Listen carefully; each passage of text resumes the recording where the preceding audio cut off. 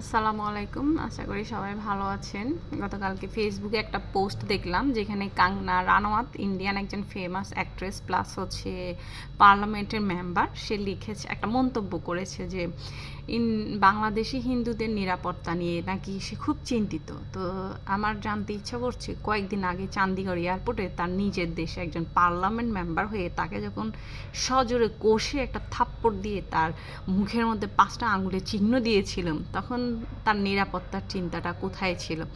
যে নিজের দেশে নিজের নিরাপত্তা নিশ্চিত করতে পারে না, নিজের নিরাপত্তা ঠিক নাই, সে আবার বাংলাদেশের হিন্দুদেরকে নিয়ে নিরাপত্তা নিয়ে তার চিন্তা। এতদিন তাকে পছন্দ করতাম, বাট আজকে থেকে তাকে আর পছন্দ করছি না এবং আশা করি স্কিপ করব। সো যারা এই ধরনের উস্কানিমূলক মন্তব্য দেয়, সাম্প্রদায়িক দাঙ্গা সৃষ্টির চেষ্টা করে, আপনারা কেউ এইসব উস্কানিমূলক মন্তব্যে গা ভাসাবেন না এবং নিজের দেশকে ভালোবাসুন। কারণ আলটিমেটলি আমরা সবাই বাংলাদেশে, হিন্দু মুসলিম যারাই, আমরা সবাই বাংলাদেশে। এবং আলহামদুলিল্লাহ আমি মনে করি ভারতে মুসলিমরা যে পরিমাণ নির্যাতনের শিকার হয় তার তুলনায় আমাদের দেশে হিন্দু ভাই বোনরা স্বাভাবিকভাবেই আছে, স্বাভাবিক জীবনযাপনই করছে। আমাদের দেশে এখনও কাউকে ঘরে ঢুকে কোপানো শুরু করে নাই, বা কাউকে হিন্দু এই জন্য কারো চাকরি হয় নাই কেউ বলতে পারবে না যে আমি হিন্দু তাই আমাকে চাকরি দেয় নাই, আমি হিন্দু তাই আমাকে স্কুলে ভর্তি করে নাই, আমি হিন্দু তাই আমার সাথে কেউ মিশে না।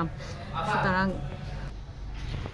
সুতরাং আপনারা সবাই নিজের দেশকে ভালোবাসুন এবং মিলেমিশে থাকুন। মানুষের উস্কানিমূলক মন্তব্যে দেশের মধ্যে অযথা অশান্তি সৃষ্টি করবেন না, বিকজ দিন শেষ আমরা সবাই বাঙালি।